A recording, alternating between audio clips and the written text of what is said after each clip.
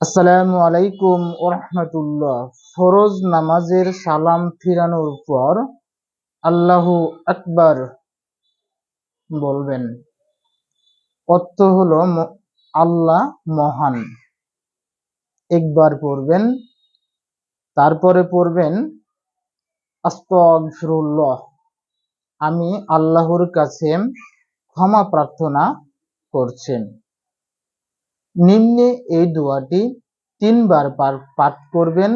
আস্তাগফিরুল্লাহ, আস্তাগফিরুল্লাহ, আস্তাগফিরুল্লাহ, আমি আল্লাহর কাছে ক্ষমা প্রার্থনা করছেন।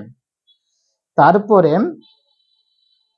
পড়বেন আল্লাহুম্মা আনতাস সালাম ওয়া মিনকাস সালাম তাবারাকতা ইয়া যাল জালালি ওয়াল ইকরাম। এই দোয়াটি পড়বেন। এর অর্থ হলো, হে আল্লাহ, তুমি শান্তিময়, আর তোমার কাছ থেকেই শান্তি আশা করি। তুমি